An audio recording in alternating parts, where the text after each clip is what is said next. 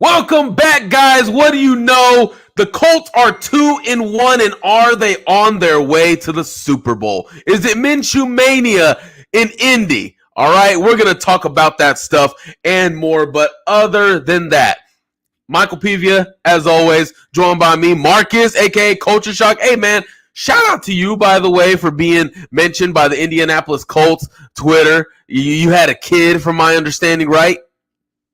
Yeah. We had a kid, a newborn. Yeah. And he was shouted out by the Indianapolis Colts, and obviously I put out a congratulations to him and everything. And wait, was that you or Kylan Granson?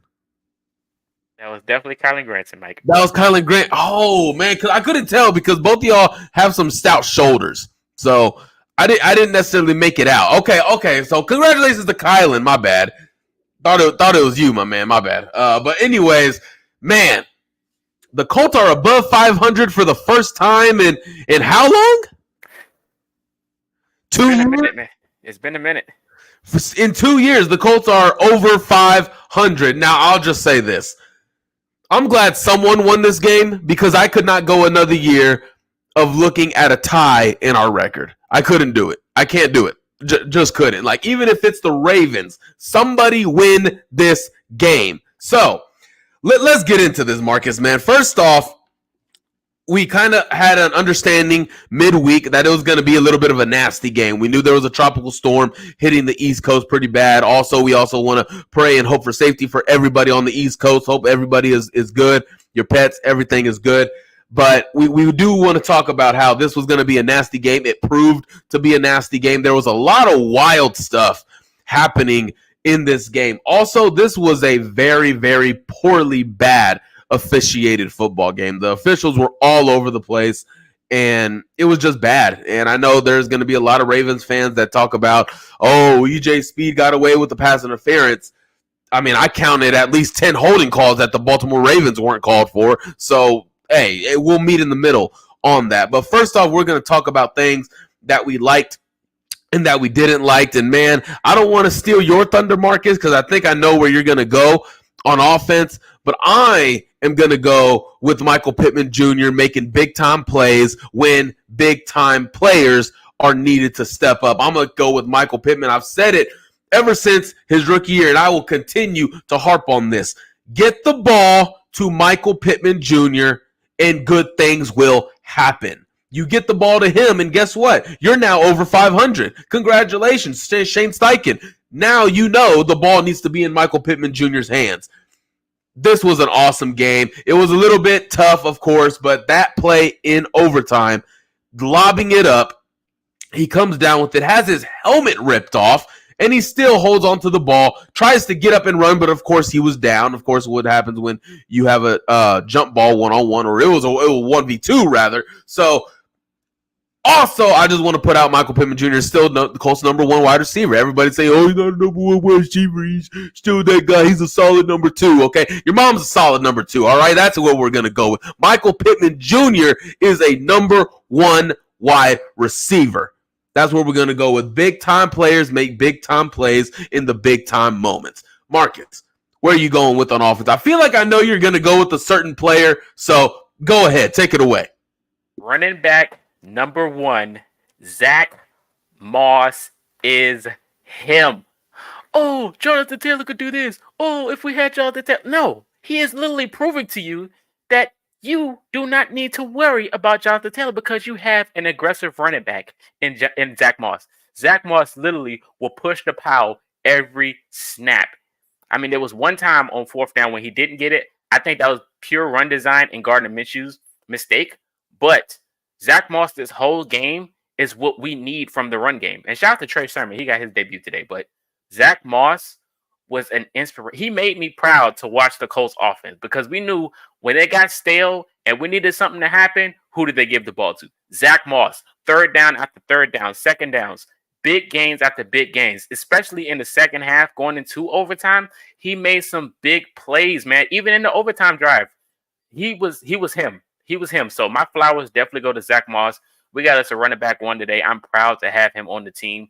And it's good to see him out there because he's somebody that we was missing, man. We was missing his production. And he's definitely He's definitely worth every penny, man. Right now, at the moment, running back one, Zach Moss.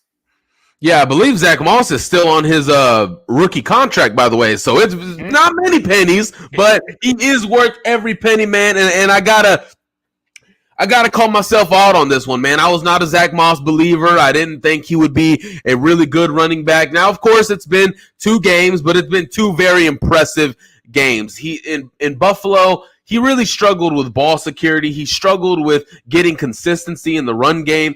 Now, Buffalo does not have a Quentin Nelson to run behind, but they are still a formidable offensive line. I just didn't think he would be that guy, so I got to call myself out a little bit. Michael, you didn't listen to Landon enough. You didn't listen to Marcus enough. You didn't listen to the ones that are in the know enough.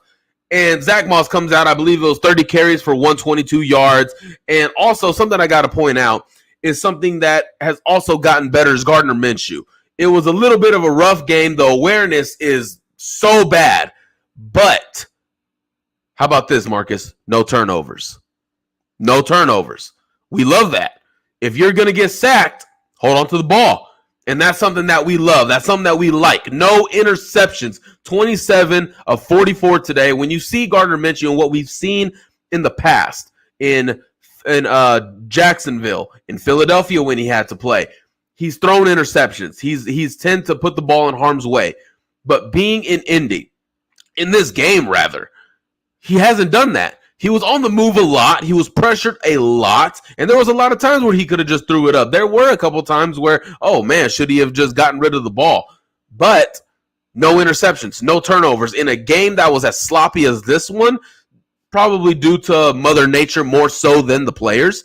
But in a game that is so sloppy, you tend to see turnovers where you saw with Lamar Jackson. You saw 3 turnovers by Baltimore today? So you see that. So you're able to protect the football. And if you want to call Gardner Minshew a game manager, fine. He's a game manager that doesn't turn the football over so far this season. And if he can keep that up, if Anthony Richardson might have to miss time or he'll be back next week, you at least know you have a backup that can protect the football.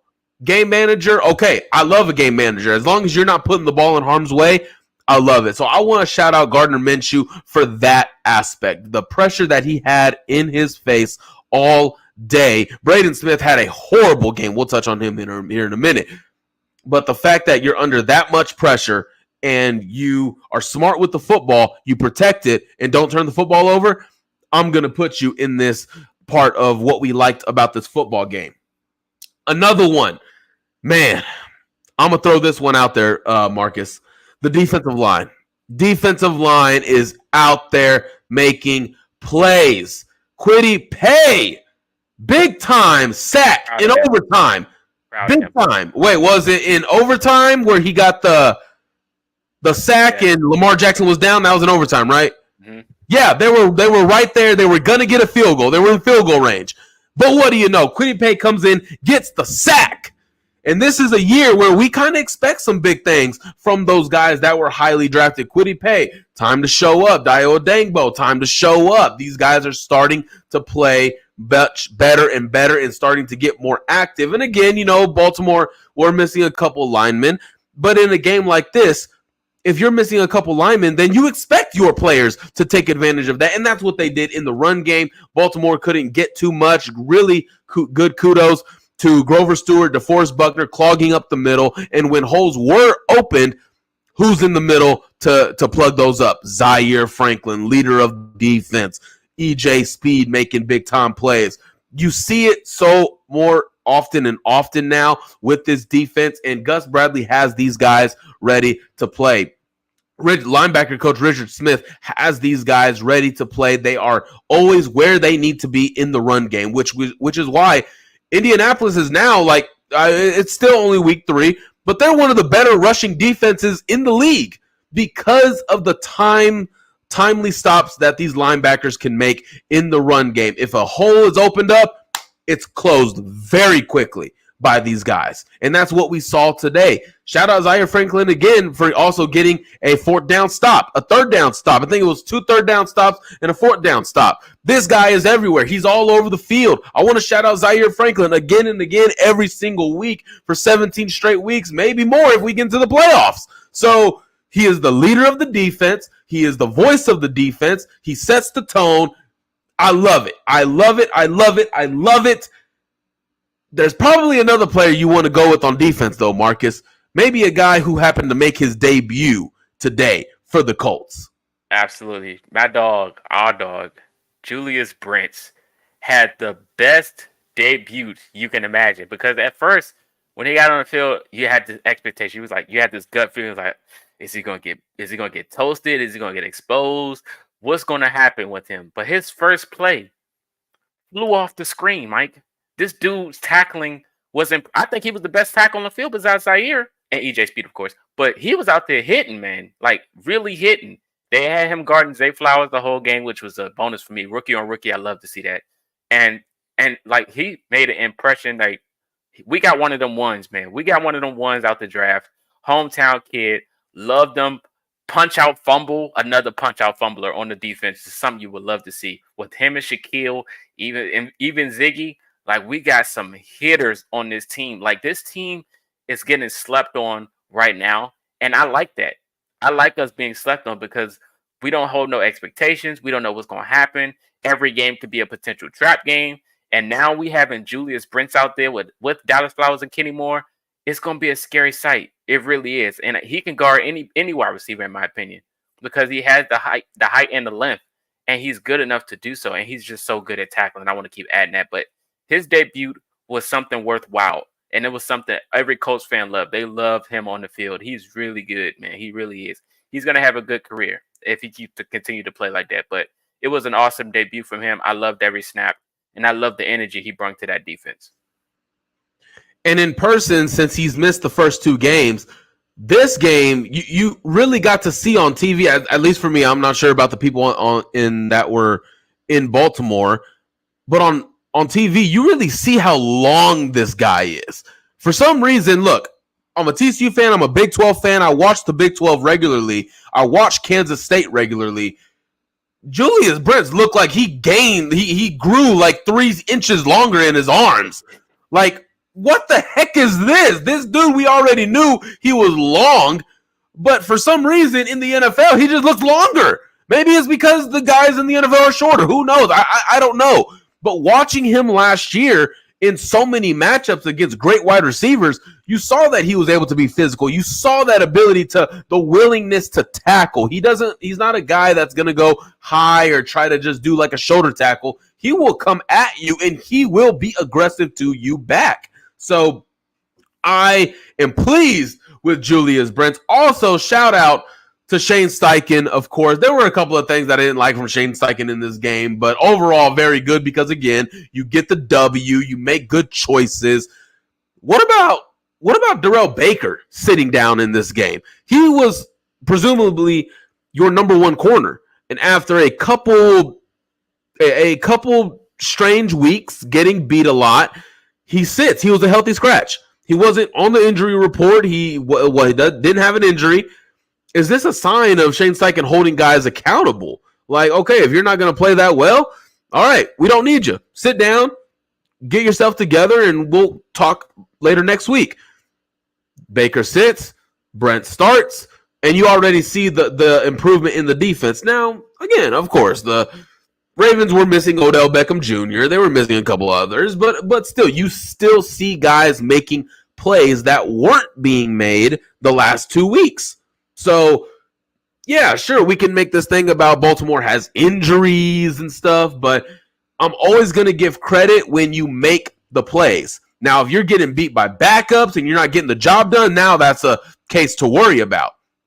But these guys came in, they made plays. They did. Gus Bradley did not make this game easy on Lamar Jackson. He did not. He drew up a great game plan. They got physical with the wide receivers up front, especially on third down. On first and second, you saw a little bit of a soft zone. You saw a little bit of that, but on third down, when it came down to business, the corners were aggressive.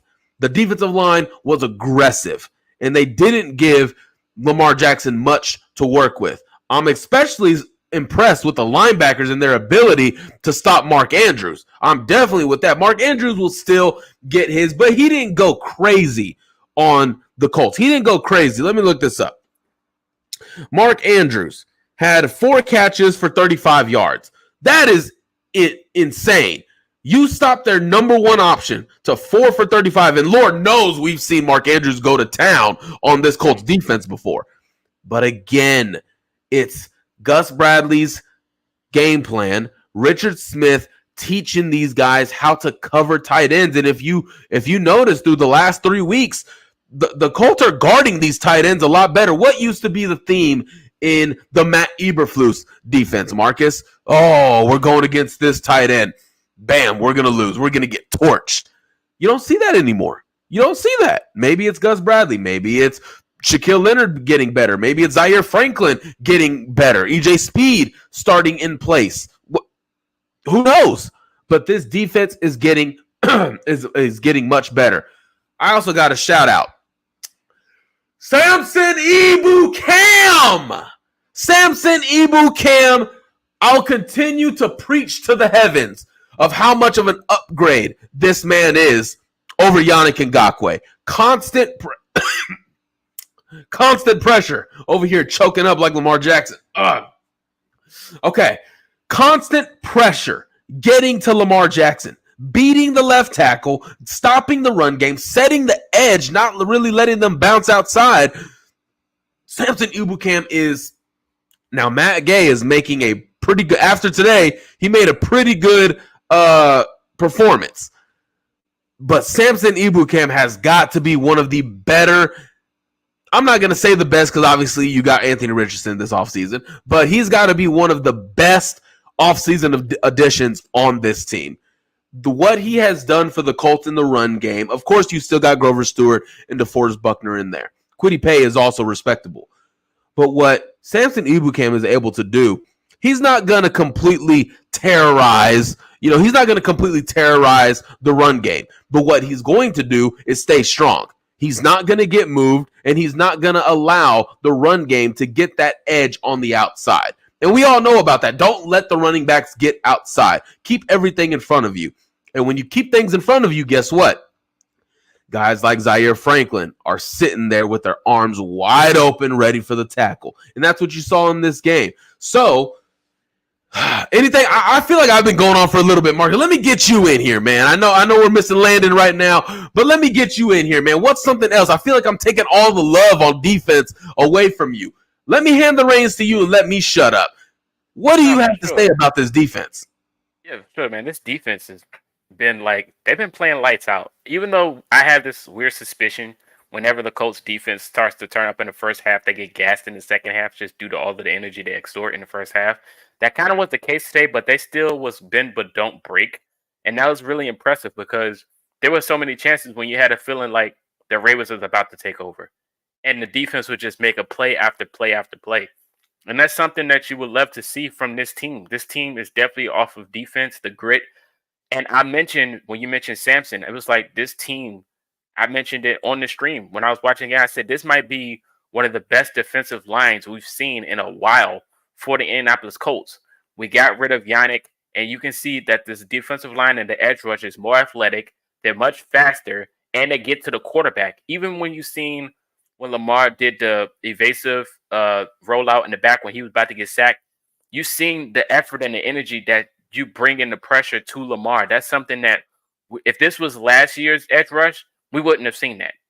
So I think the offseason is I think this offseason was a plus, and this D-line is much better than what we've seen in a while, and it doesn't get enough credit that it's supposed to.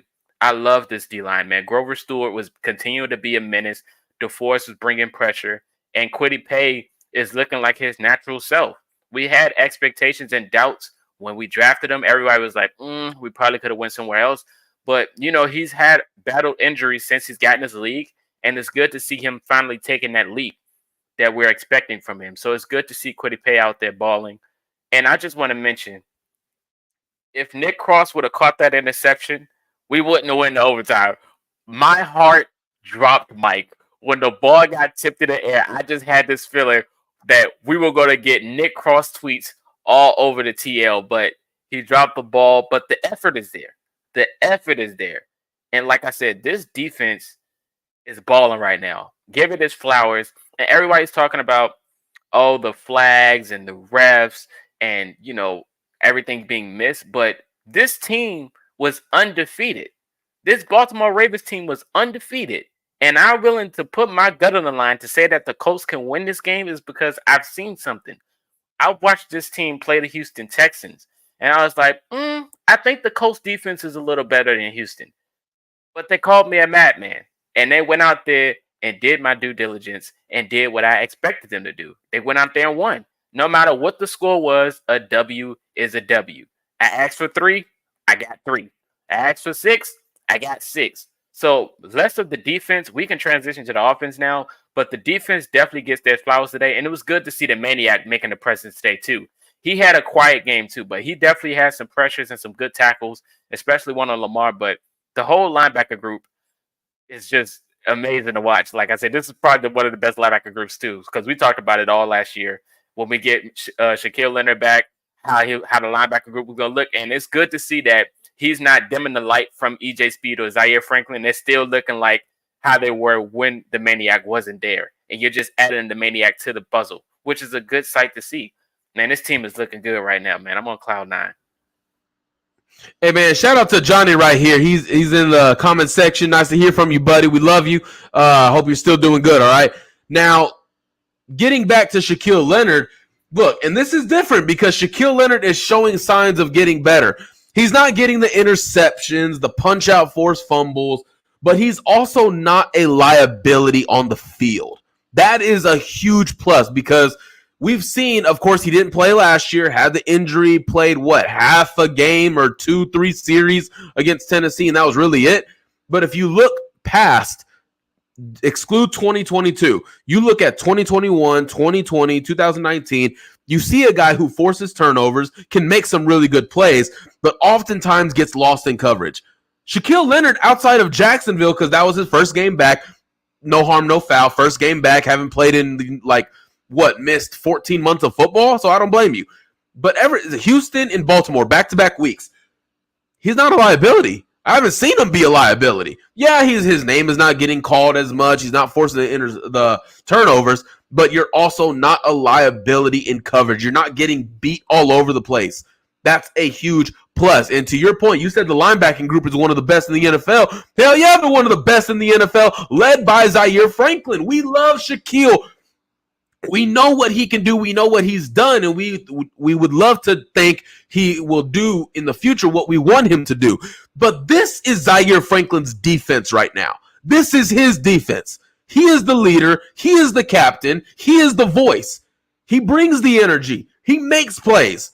And I love this dude so much. He's one of my favorites, and he set the tone. Of course, go back to training camp. When that fight happened with the Philadelphia Eagles and the Colts, who was in that Dio Dangbo? Mainly Zaire Franklin, talking shit to the Eagles. Because, hey, y'all went to the Super Bowl. We don't care. We don't care. We're going to come at you. Yeah, we drafted number 4. But we ain't going to be drafting that high this year. And that's exactly the energy that they're bringing, okay? Now, switching back to the offense, I want to shout out Wesley French in this game because missing Ryan Kelly, playing in a nasty game against a pretty solid team, you would think, against Baltimore. He did pretty well. Yeah, he probably got beat a few times in the run game, but there were a few times that he did get leverage. He climbed to the second level and got his hands on a linebacker, and a few of those plays were when Zach Moss went a little bit wild. That is what showed up. So Will Fries has been a surprise, a pleasant surprise, rather. He's gotten better since last year. Last year, he was not that great. But this year, he showed the improvement. Looks like he's gotten stronger. Looks like he knows what he's doing. Obviously, an upgrade over Chris Strasser is our offensive line coach. So seeing Wesley French in there, also kind of surprised that Danny Pincer wasn't in there because usually that's the guy they go to. But maybe he's the guard. Who knows? But man, I'm really liking what this Colts team is doing right now. We obviously liked what they did in week 1 against Jacksonville. Sure, they lost, but they were right there in it. Speaking of Jacksonville, they lost to the Houston Texans today, and it wasn't close. What was it, 34-17? Yep. CJ Stroud out here making plays. Tank Dell, I think, had 5 catches for 125 yards, and the Colts just beat them. With Anthony Richardson in, they were up 14-0.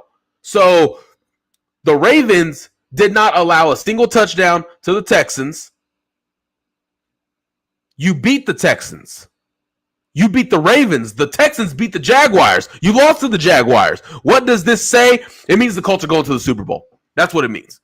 That's exactly what it means. Okay, let's not get that too. Let's not go crazy too far. But look, I want us to think about this for just a minute, okay? The team is looking solid. We'll see where Anthony Richardson is at in this next week in his concussion protocol if he comes back next week. Awesome. We have talked about what this year is about, what it could be, what's most likely going to happen. I've been adamant that this team is not going to be good, that they're going to be drafting in the top 5, possibly top 3.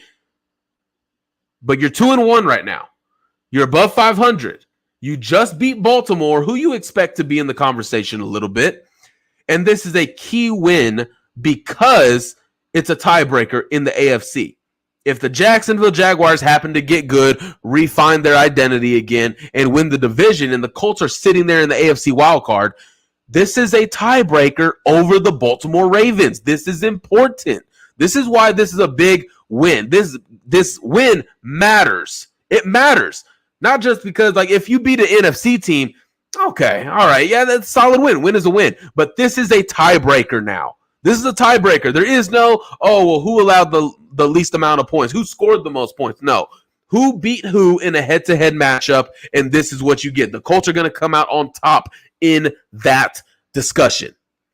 So, sitting at 2-1, the Rams aren't looking too promising. The Titans are looking like the Titans, even though Ryan Tannehill does seem to have some success against the Colts. But Marcus, sitting here at 2-1, slowly, there's like a little beacon of light. It's kind of like the light on my laptop right here that indicates when my camera is on. Y'all know how y'all have those laptops and that light comes on? Yeah. It's like a little beacon of light that shows, dang, is this team about to start competing? Are they going to start competing sooner than we thought? Because if you're going to compete and you're going to be in the conversation, I think we all can agree, man, screw that top 5 pick, honestly. If you're going to be in the playoffs, if you're going to get in there, let's do it. Let's do it. Come on, okay. We got Anthony Richardson, got our premium pick. Let's start going winning games. I'm excited about it. But hey, Marcus, Gardner Minshew is 2-0 when he plays more than a half in Indy. Does this mean Gardner Minshew should start? No, I'm just kidding. But okay, so this is probably going to be a little bit of a conversation. To us Colts fans, probably not much, but we know it's probably going to get entertained in the national media or something. So what are your thoughts on Gardner Minshew? Do you think he is just the perfect backup that you can ask for and he's doing his job? Or do you think that, hey, he's done this much in 2.5 games, should he be given a little bit of a longer leash? I just want to say thank you to Gardner Minshew because, I mean, like, you can see the progressions. He makes progressions during the game. If this was last year or like the Carson Wentz era or Matt Ryan, you would have seen them make the same struggles in the first quarter in the fourth quarter. And it's like Gardner Minshew got better throughout the game. I'm not saying he was perfect, but he in the first quarter, you were like, where's the Gardner Minshew from last week? Because he was struggling. Like, he couldn't identify Kyle Hamilton's blitz that was ran on third down consistently. But you notice, like, he started to get better towards the end of the game. He didn't commit turnovers. He just couldn't make the passes that he wanted to make. But towards the end of the game, he started to get a little bit more aggressive, started to get a little bit more evasive, moving out the pocket. Like, he just made plays. And that's what you need from a backup quarterback or bridge quarterback like Gardner Minshew. So it's good to know that Gardner can put you in the game and not take you out the game. So it was good for him to just make the plays that we needed moving forward. Like, he might be the best backup in the league besides Brock Purdy. But Brock Purdy's the starter now, so that's not a conversation anymore. But he might be the best backup in the league. And he's a guy that you want that knows the system and actually can complete in the system. And he's definitely proven that on a week-to-week basis. And also moving forward, I want to give a shout out to Landon, because Landon made a point on the previous show when people was talking about should Anthony Richardson play this game. But he mentioned that he said since Ryan Kelly isn't playing, you would need a veteran QB like Gardner Minshew to play in this game. And he said he's more comfortable with Gardner Minshew in this Ravens game than Anthony Richardson, because the Ravens picks on rookie quarterbacks. So I was like, yeah, you might got a point there. And today's point was proven. So Landon did mention the Colts to win this game. So I want to give him a shout out as well, because we both was like promoting Colts victory all week, and everyone thought it was crazy. But he definitely made a good point about the backup center being used. So you would need a guy like Gardner Minshew in this type of game. And he was correct. So I definitely want to give him his flowers for that. And also, I actually want to give a couple shout-outs in the comments section. When I discussed Danny Pinter, just reminded me that Danny Pinter's on IR after that injury in the preseason. So completely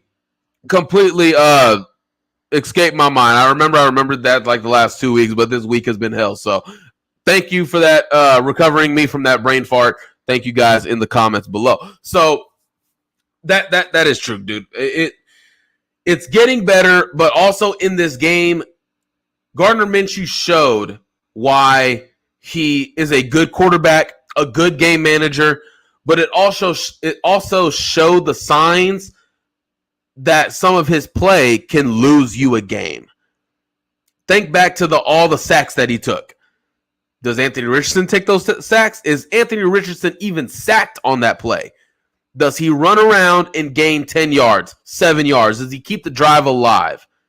Those are some of the things like, okay, so that's where you take at face value, because Anthony Richardson can get away from pressure and he can recognize the pressure. Gardner Minshew act like he didn't see it coming. I mean, Kyle Hamilton was coming beeline for him. How did he not feel those steps? Well, maybe because it was grass and not turf.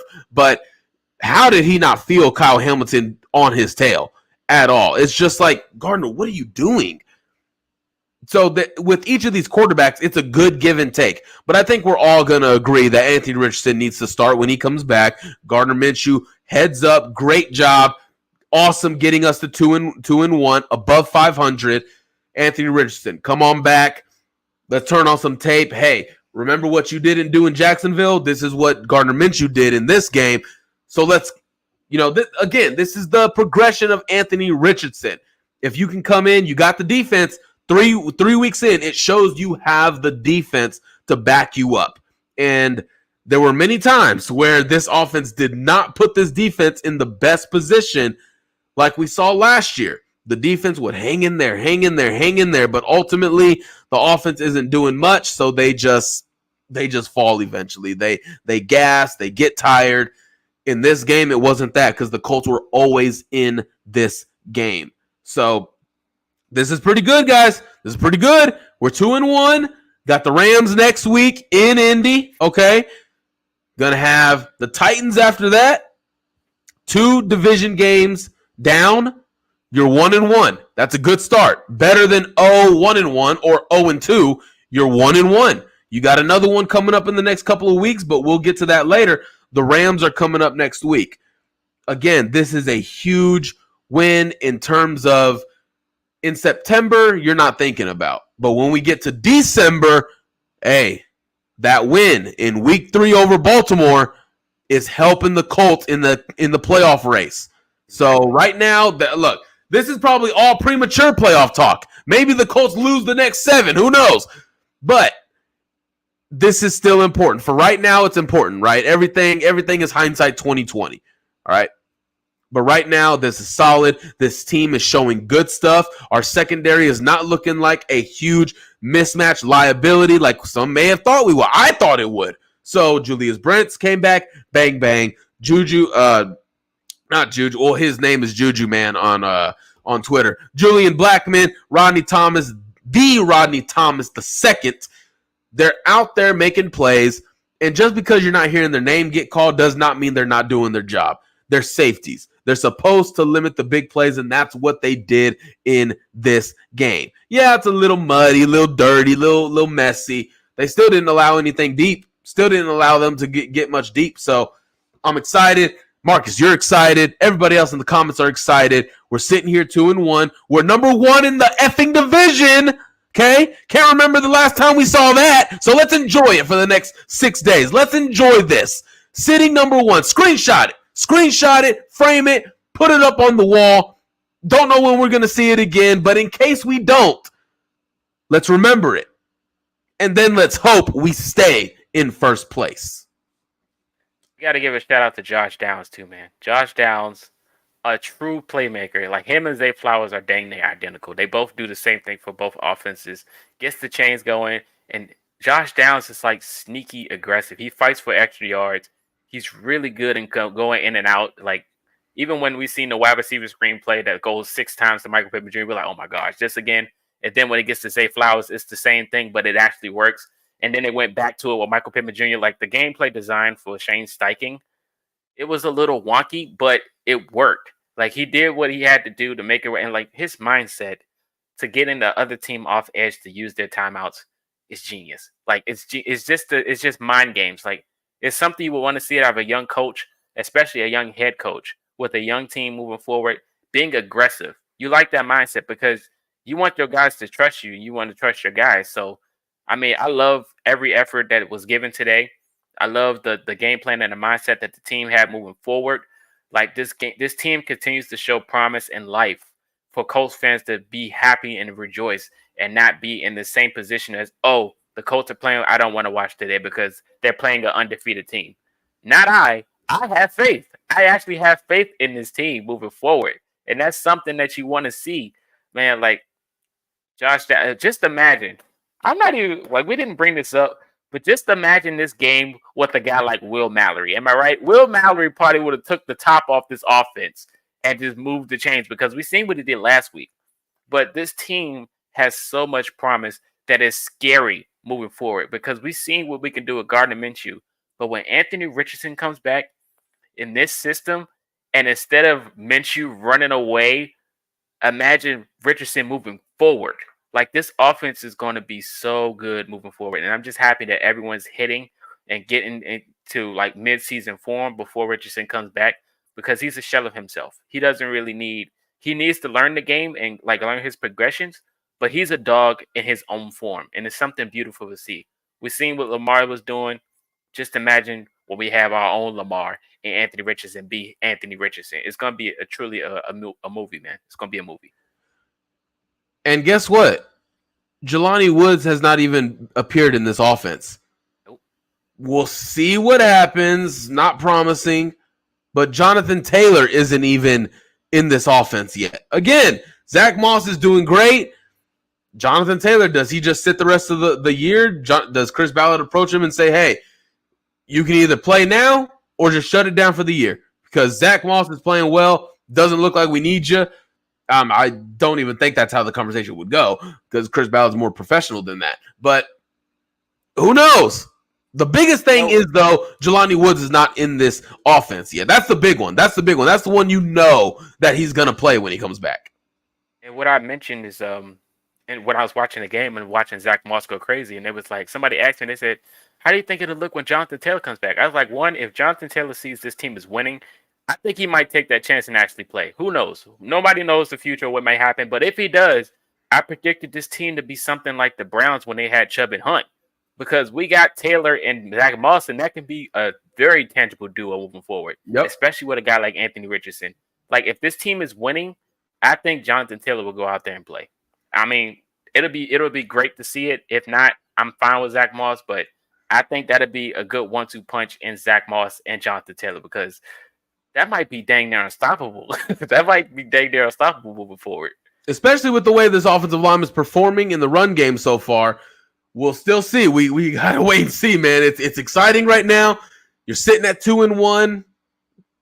I feel like there was a point that I wanted to bring up that I forgot. No, not Quentin Nelson. But speaking on the offense again, they're just playing. They're playing sound. They're playing sound. Of course, not everything is glamour. Not everything is all sunshine and rainbows. There's growing pains. Still, man, like you said, Josh Downs playing the way he does. There were some costly things in this game. Again, there are signs there that the Colts are going to have to get better on. Gardner Minshew, again, dude, have awareness. Don't step outside of the back of the end zone. Know where you are. And secondly, Isaiah McKenzie, let's fair catch the punt next time, please. Let's do that instead of just letting it fall. Okay, let's do that because look, when that happened live, I almost pulled. I barely have any hair because I always cut my hair, but I almost pulled all of it out. Like, why would you not field that punt? And then you saw that it could have cost the Colts. It cost the Colts at the time. Would it cost you against Miami? Would it cost you against Kansas City? Those are the things that, again, you're just going to have to get better. You're going to have to learn from it. You're going to have to understand that there is some risk in football you have to take. So that's just it, man. That's just it. I'm not entirely sure if we have anything other than that. Again, the Houston Texans beat the Jacksonville Jaguars. Trevor Lawrence did play. They didn't have any big injuries out. Houston, watch out. You know, and again, Houston doesn't have any incentive to lose. They don't have their first-round pick this year. They traded it to Arizona to trade up for Will Anderson, so they don't have an incentive to lose. They got to go out and win. So, again, I'm always cheering for DeMeco Ryans. I love that guy. Love his defense. Love his coaching. But, man, this right here, what's happening in Indy, even Shane Steichen tricking teams into calling timeouts. Like, on big picture, I get it. In the now, it's just like, dude, can you stop playing games and just play football? Like, damn, let's get a play in. It really didn't matter in this game. But does that mean that doesn't mean it's not going to matter against LA? That doesn't mean it's not going to matter in week 10 against New England and Germany. So just because it didn't matter today doesn't mean it's not going to have a big impact in the future. So other than that, I can't really think of any other things I had with Shane Steichen. Other than that, it's not even a big thing. It's not even a bad thing. You got anything else, Marcus? Shout out to the special teams. Like, the special teams was on Except fire. on that punt return. But, yeah, Matt Gay, shout out. Besides the punt return, like, they were fielding the ball very good today. Like, and they was hitting on all cylinders besides that one play. But Matt Gay and the special teams, like, they did their thing today. Like, we was hitting on all cylinders for sure. Besides the pass game, like, the pass game was, like, it could have been worse, but it could have been better too. But other than that, I think special teams for sure definitely gets their flowers. Rigoberto Sanchez definitely did what he had to do. Probably one of the shocking things that happened in this game was Justin Tucker missing that 61-yard field goal. My heart dropped. Bro, I thought it was in. And then I realized that because obviously on TV you see that it's down the middle. And that's what it was. It was down the middle. So I'm like, oh, frick. I said another word, but for YouTube, frick. Like, dang, we lost. But then you see the ball hit the padding on the goalpost. I'm like, whoa, what the heck? And then the ref signal, no good. So we're like, what? And also, speaking of kicking, shout out Matt Gay. He is the first player in NFL history to hit 4 50-plus yard field goals in a single game. So, record made in Indy, okay? Record made in Indy. Let's go. History made in Indy. And imagine that. That sucks for Baltimore fans, right? Because they hate the Colts regardless, but they made history on their field. Man, that's got to suck. Couldn't be me. Right. You know that GIF? Like, that GIF. I wish I could put that GIF up here where it's from that cartoon and that guy just walks away saying, wouldn't let that happen to me, though. Like, that's just what I think about right here. Other than that, trying to see if there's anything else that we have to discuss with you guys. And thank y'all for watching this, by the way. Thank y'all that y'all are in here discussing the Colts with us. I feel like there was something else. Probably not. We'll probably do you discuss it on think Braden Thursday. Smith's regression is going to continue Oh, next week? my gosh, yeah. Braden Smith is... You talking about pulling your hair out about the field goal? I was pulling my hair out about Brayton Smith. Like, he was the worst Man. person on the offensive line today. Braden Smith forgetting he's the second highest paid on the offensive line. And the dude is just not having a good season so far. So far, he's just not he's just not having a good season so far. Was not that good today. Of all people, he was losing to Jadeveon Clowney. Big mouth, big flapping gum Clowney. Shout out to Zach Moss for pushing out Jadeveon Clowney on that tackle, too. Amazing. Amazing effort. Yeah, amazing effort. But there's still some good stuff. Hopefully, Braden Smith, it's kind of like last year. Braden Smith got off to a rough start, and then the second half of the season, he got it together. So hopefully that happens again this season. Hopefully that's not a problem at all. Hopefully it's just another season of, okay, get his feet back under him. Let's get better again. And, the last point I wanted to make before we close out this show, the Colts got their get back for the last two BS matchups they've had with the Ravens, especially the one in 2020 when it was Phillip Rivers versus Baltimore in Indy. Colts were winning that game, controlling that game, but that BS fumble call, which was not a fumble, cost the Colts that game. And then for 2021, when we had Carson Wentz and we choked, heck no. See what happens when you have a subpar quarterback? Any type of quarterback, you can win that game. Simple. Got our get back. Ain't no refs letting you win this time. Because technically, if you want to be real, refs let you win the past two games. If we want to be real about it, let's remember that non-blatant hit to the quarterback on Carson Wentz inside the red zone that wasn't called. So let's just, put all the cards on the table. But other than that, guys, that was the game where when Maniac caught the pick and tried to pitch it back to Isaiah Rodgers and they called it back.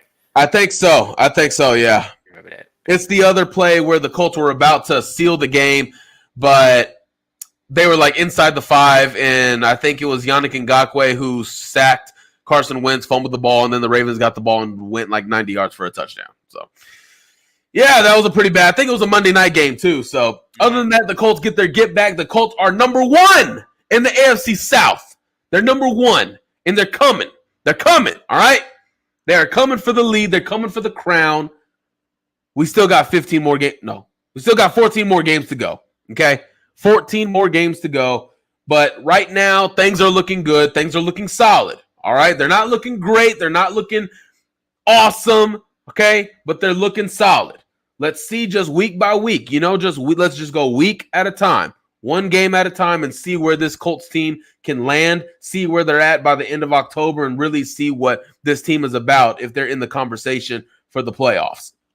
Today's a good start because, like I stated in the beginning of the show, this is a good start because this is now a tiebreaker over Baltimore. If they can't win their division, then they're going to be in the AFC South wild card race, and this is a tiebreaker Indy has over them. So that's important in that sense of conversation. Let's finish the show out with a few comments. Let's talk about what you guys are talking about in here. I got to see where I talk about. Hold on, I got to see where we left off. Oh man, it looks like y'all having a conversation in these things, man. Think I saw Marvin Harrison Jr. Okay, let's go here. Minshew is a good backup. Hey, we agree. All right. Playmakers, all right. The safety he took, right. Yeah, don't drop back 11 yards when you know you're in a 10-yard end zone. Just don't do that, please. Mobility would have been nice to have in this game. Hey, it would have been nice, but you know what's nicer, Marcus? A W. Hey, Jameis, right? Jameis. No. Ew. No. No. That is still one of the craziest pregame speeches I've ever seen. But tribute to Jameis Winston on that one. Yes. Colts defense is playing hella good, though. Juju Brett's first game had pretty good, too. Hey, let's get it.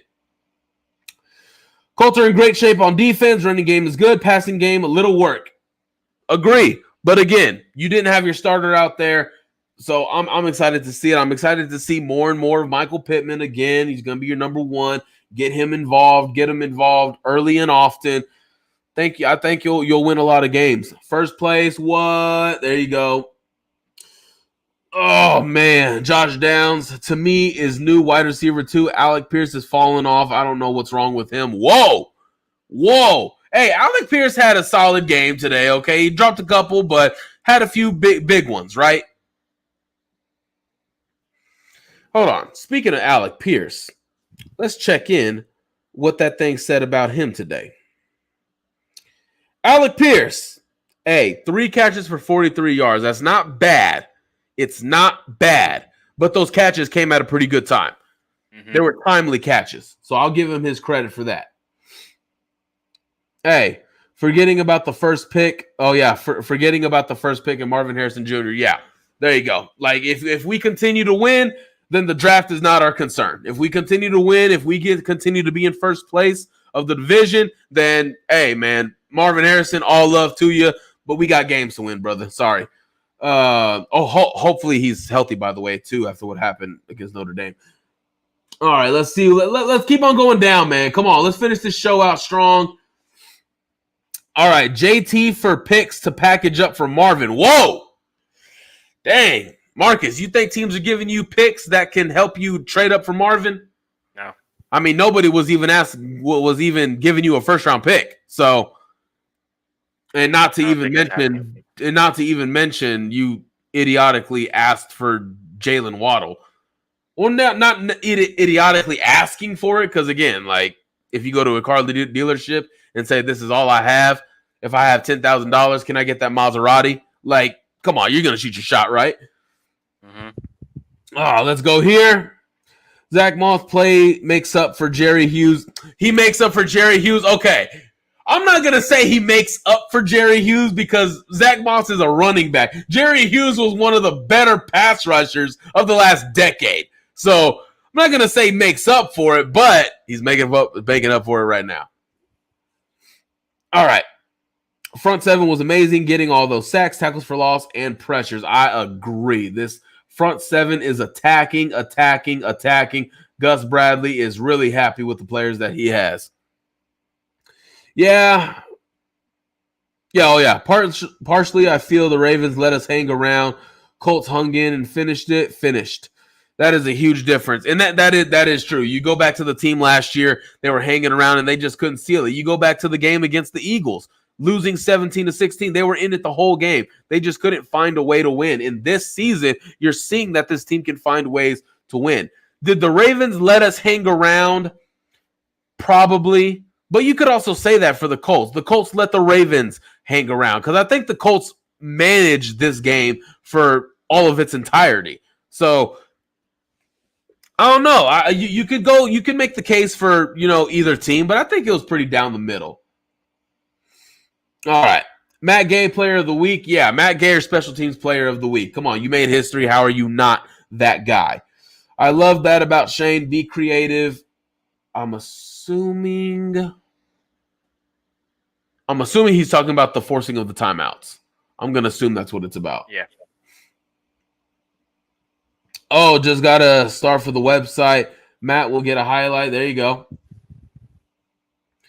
Oh, yeah. Michael Pittman Jr.'s helmet falling off, but caught it anyways. Again, man, the dude is a dog. He's got that inner Reggie Wayne in him. Come on. Stop playing with him. See, I knew I was not crazy about Braden Smith. Hey, man, we're all not, all right? But again, last year he started off really bad.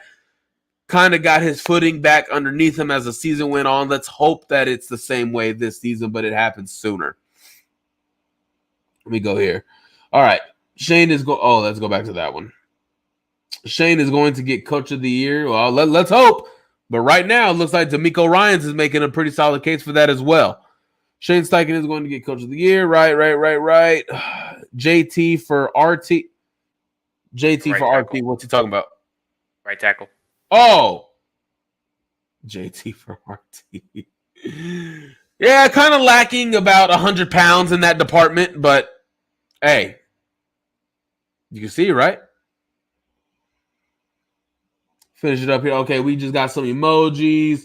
Watch out, Rams. That's what I'm talking about. We got a couple W's in here from, what is it, Fritz Fritz Ruffin, thank you for being here. Larry Brown, thank you for being here. Freedom First, our defense is dognostic. Hey, man, check out this comment right here. Our defense is dognostic. Okay, that's creative. That's creative. For a creative guy like you, Marcus, you got to love that one. Dogmatic. Dogmatic? Oh, shit. Sorry, my dyslexia kicked in. My bad. Dogmatic. My bad. All right. I don't think we'll trade Jonathan Taylor at all, though I believe it was smoke. It was smoke? Well, then Chris Ballard must be smoking weed then. All right. So, let's see here. Last one, I was mad to see us get Moss and trade Nyheim Hines, but now I don't know. Hey, man, obviously we're praying for Nyheim Hines. We hope he gets healthy. Hope he has a rock-solid career. He stays in the NFL, continues to be able to support himself and his family. But obviously we wish him best of luck. Zach Moss is here now making a difference, and the Colts are 2-1, number 1 in the AFC South. So, guys, if you haven't already, for the sake of being 2-1, number 1 in the division, make sure you like this. Like the Blue Stable on YouTube, subscribe. Make sure you add us on the podcast. This will obviously be on the podcast as well. Everywhere you get your podcast. We're on Google, we're on Apple, we're on Spotify. Everywhere you get those guys. Thank you again. Sorry we didn't have Landon on today, but he will be back next week. So other than that, Marcus, man, you got anything else to close it out? Send the people home. Go Colts. Go Colts. There you go, guys. Colts are 2-1, hopefully leading to 3-1. See ya.